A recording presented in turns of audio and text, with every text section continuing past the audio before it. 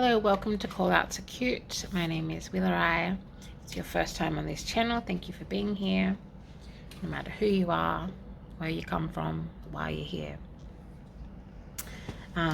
If you do like my work and you are drawn to support and connect further with Call Out to Cute, then you're more than welcome to subscribe. This is a random video that I didn't plan on making, but I felt very drawn to make. I'm traveling at the moment due to some elders in my family. Being First Nations, there is always a sick person, someone who is about to die, or somebody who has just died. Anyways, yeah, if you do like my work and you feel drawn to, please subscribe. If you like, if you want to connect more, no matter who you are, where you come from, what you're doing here, you are welcome, because my messages are for everyone. So I just wanted to talk a little bit about class and being both Black and Asian. So I have Chinese heritage from my father's father, my grandfather, whose mother was a Chinese woman who came to so-called Australia during the gold rush.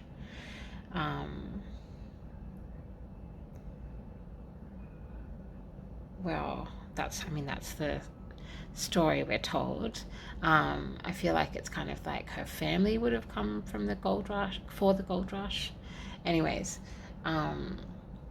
being First Nations, also, my heritage has been consistently taken away from me, has been repetitively controlled and manipulated by colonial forces. So yeah, I think that more Aboriginal people, more First Nations people could be talking about their mixed heritage. I feel like me talking about my mixed heritage is one of my actual ongoing forms of activism, because I'm diversifying your concept of what an Aboriginal person is, and also adding to the fact that we are all connected, and the idea of oneness, unity consciousness, and yeah, just talking about the complexities of belonging to multiple cultures and having multiple heritage that in so-called Australian culture often gets pitted against each other. And quite regularly I just have these thoughts about the way that Aboriginal people are seen and treated in terms of class, money, status, fashion, elitism. So the ways that my First Nations ancestors would have been treated in comparison to my Chinese ancestors, something I'm learning about and looking into more and more. If you hadn't guessed, one of the reasons I've been drawn to do this video is, of course, because of Chinese New Year. And it is the year of the rabbit. I happen to love rabbits. I think that bunnies are one of the purest animals, the sweetest hearts. And I originally started using, it's funny, in my artwork, I originally started using rabbits and bunnies as a symbol of, sorry, I keep looking out the window. Oh, look at you. I'm here. Just woken up, actually. So in my artworks, I started using rabbits as a symbol of convicts or immigrants or colonizers who came to this land not of their own choosing, similar to the first rabbits, and a lot of the quote-unquote pests that we have in so-called Australia actually were brought here by the colonizers. So yeah, that was one. I think that's interesting that so it's interesting for me that it is the year of the rabbit when I'm launching Call Out to Cute. Whenever you're seeing this, my videos are timeless. All of the messages and information is relevant to you whenever you're watching this video.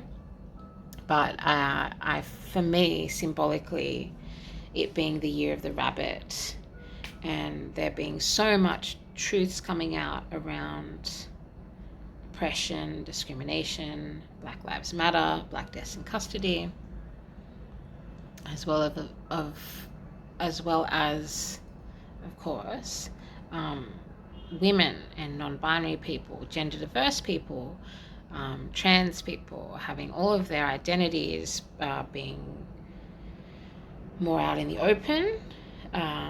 I also think during the pandemic there are a lot of straight people that have started realizing they might not be so straight, which is part of the Great Awakening, but it has made it really kind of dangerous for a lot of queers. Anyways, that's another video.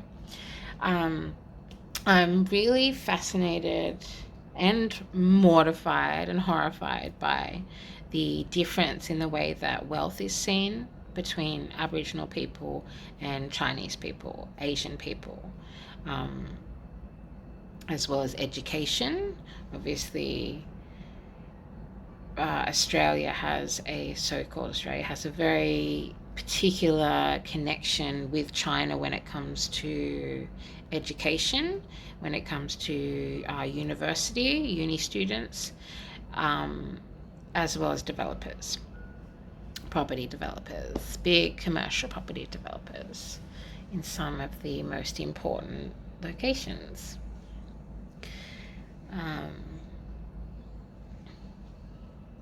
But there's this idea of crazy rich Asians, or being like, oh, it's crazy how rich this Asian person is, or this Asian family, which I think connects back, particularly with Chinese culture, into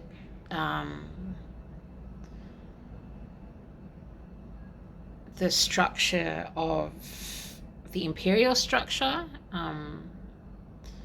imperial in a very different way to Western imperialism, but still some similarities. And how regions were broken up, as well as the way that certain families, and I think that there is something very beautiful about Chinese, and in a lot of ways lots of Asian culture and tradition is about lineage, is about passing on knowledge, is about, for example, land being passed down through generations is treated very differently in Asia than it is in so-called Australia, in Western countries. Anyway, so yeah, I just think, so I get kind of torn between these different parts of my heritage. And then, I'm not your average black fella, or when I say that, I break the norm and the ideas and the concepts of what an Aboriginal person is. Then part of that is also out of safety. It was started out of safety. I worked out really, really early on in my teenagehood that if I'm wearing a hoodie and a cap and my black skin and my Aboriginal heritage, then I am going to be more harassed by police. I'm going to be more discriminated against by shopkeepers and school teachers and principals and anyone I run into on the street, right? Then on top of that, I am queer, so I have a certain flair there. And then I'm an artist, so I'm really interested in color, shape, um, as well as overlapping of time. Um, yeah, so yeah, I'm like unique or whatever, but then I think every person is. But I've always really walked to the beat of my own path.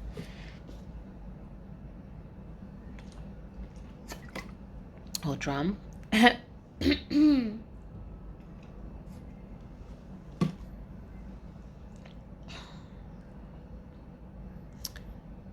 So I have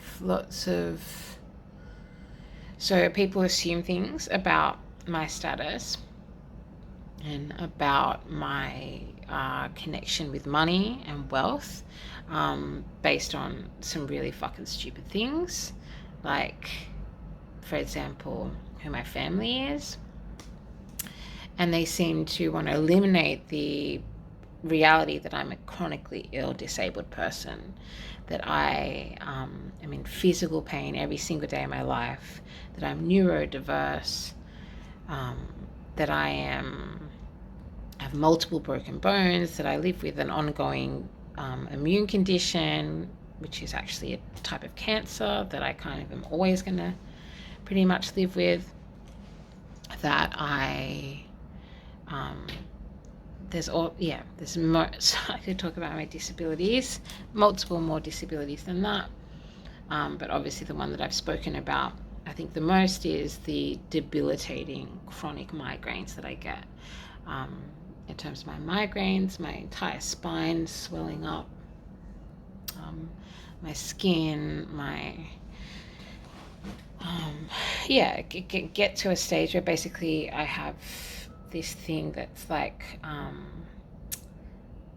called a cytokine cyclone, which is like this certain kind of protein in the blood that like an autoimmune condition, which means that my body is constantly attacking itself, that my lymphs swell up all the time. I'm constantly swollen, constantly in chronic pain all the fucking time, right? Summary of that. And so it doesn't matter how much money you got. If you got cancer, you got cancer. It doesn't matter and I actually don't have a lot of money because I'm really chronically disabled. So and I'm also somebody who really loves to work. Like, I fucking love to work. I love to create. But the reality is that I can only do so much of that. Also, having hundreds of broken bones and nerve damage, particularly on my feet, means that I can't stand for more than kind of 10 or 15 minutes, and I can't walk more than kind of two or three blocks at the most.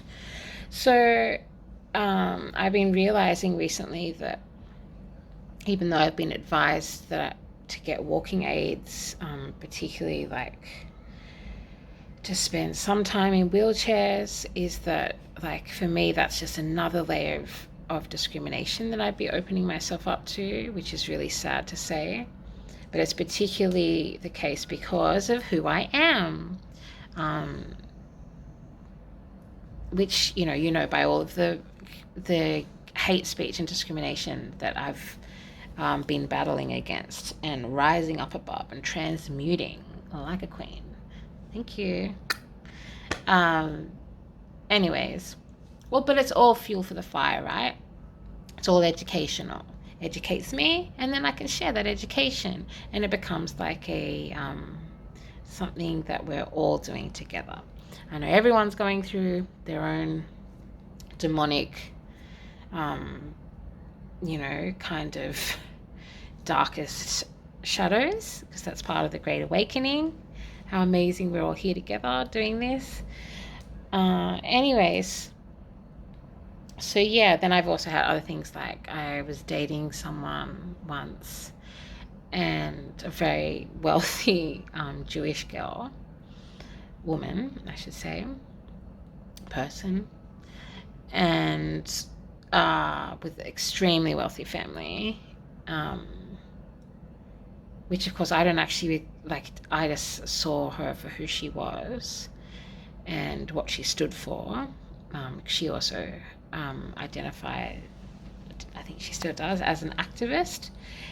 And then I got a residency overseas, and I was in the room visiting them at their very expensive apartments, and when she told her mum, without even like thinking, like it just, not that she still didn't understand why it was a problem after, but it just straight away she goes, "Oh, does Willurai have a passport?"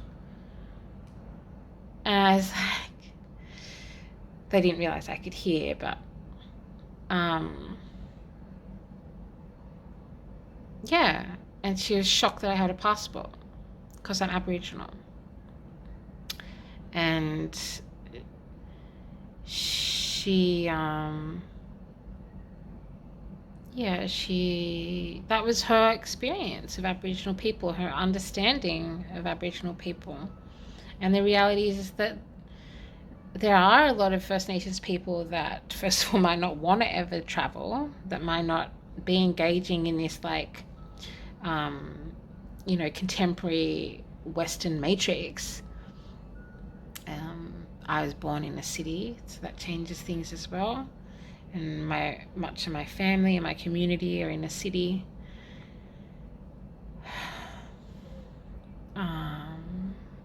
Yeah, that's just one example. And then I see lots and lots of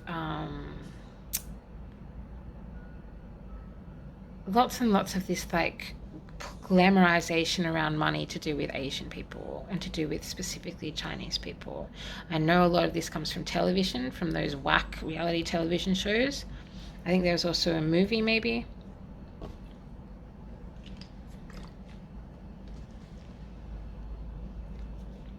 If you've just joined, you are on Call Out to Cute. I'm Willurai by Bernie, and my real name is Willurai Murambi Karamara.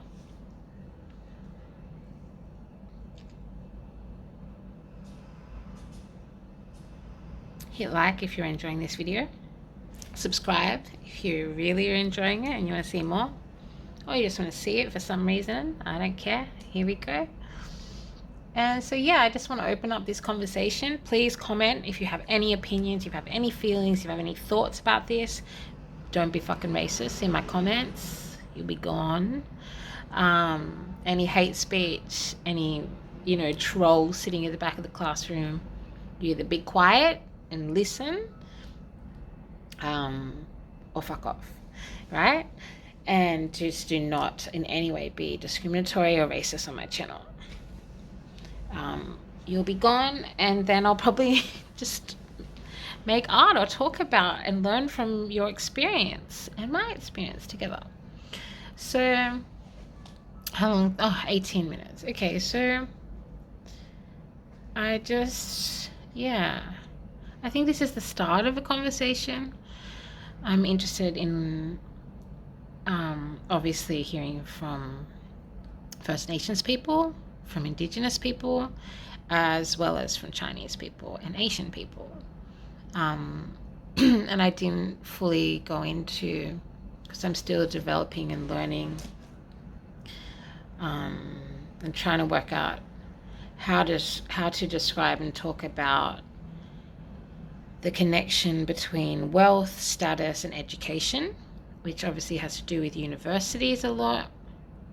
First of all, a lot of First Nations people, Indigenous people might actually just not want to go to university because they may not necessarily see it as beneficial as some other people might. but then there is also actually a lot of immigration arrangements, benefits made between so-called Australia and Asian countries or institutions to do with actual overseas students. So, and then there is this connection with the tech world that Asian people have. Everyone has a connection in some way or the other to the tech world, but this kind of stereotype, I'm talking about stereotypes, right? Which is interesting. I don't hear that people use that word that much anymore. But talking about stereotypes and preconceived notions around Asian people and Aboriginal people having or not having money. And this very much comes in like how you show off your status or your money, or even kind of mimic or replicate a look or a feel of having money. And in terms of fashion, I'm interested in talking about that. If you're in fashion and you have any comments on that, please put it down below in the comment section under this video on Call Outs Are Cute. And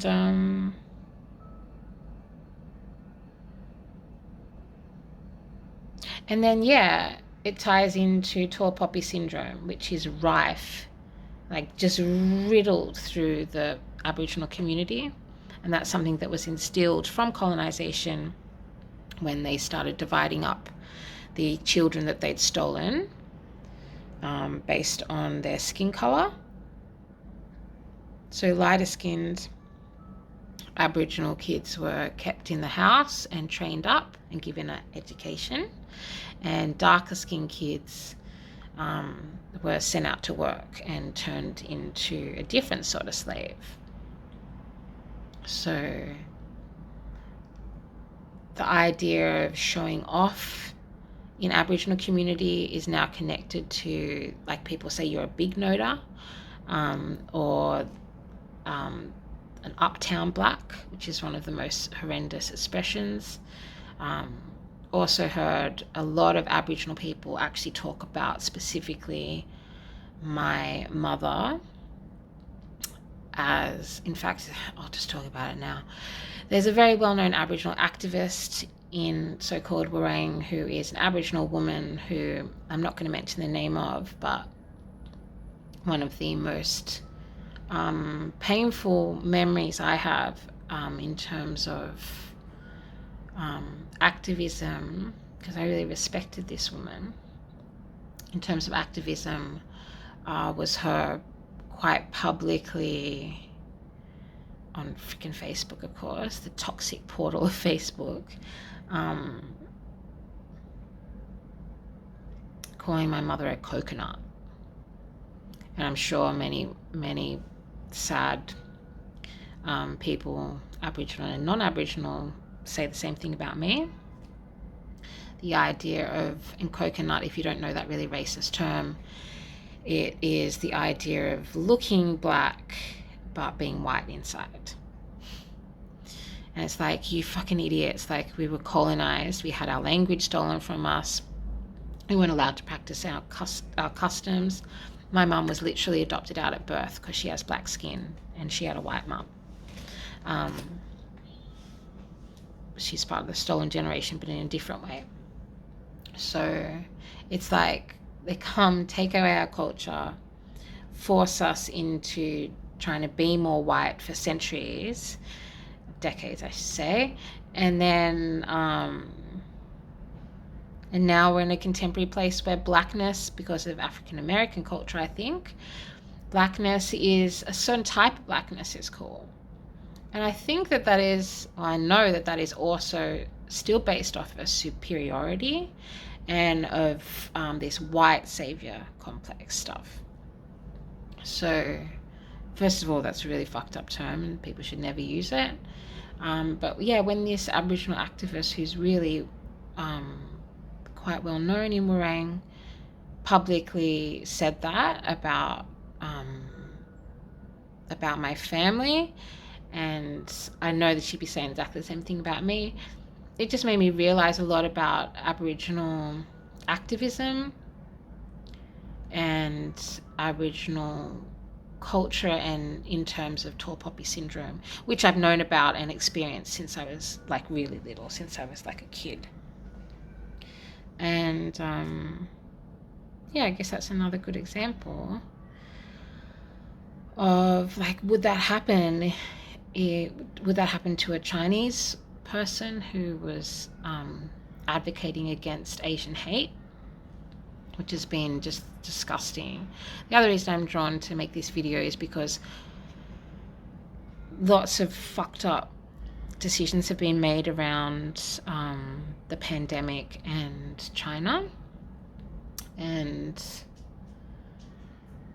the most recent one being that only Chinese people are getting tested, which is just so fucking racist and problematic and archaic in thinking and obvious. So yeah, there's also, you know, if I looked just completely Chinese, I'd also experience a different sort of discrimination. Yeah. I reckon that's enough of a ramble for this morning. These call outs are cute. If you have any thoughts, feelings, no hate speech, please chuck it in the comments below. And yeah, please think about your preconceived notions. Do you feel better and more comfortable with First Nations people who you see as being more disadvantaged than you? And if that's the case, why? Do you get jealous of First Nations people and competitive with First Nations people who you have decided have a better life than you, even if you have no idea, or that you see as being more financially better off than you? Have a think about that. Sit with yourself. Try and go within. Do some soul searching about that, and as well as, of course, listen to your ancestors, connecting with your ancestors, which is what I am doing. And happy Chinese New Year. Lots of love from Codes of Harmony.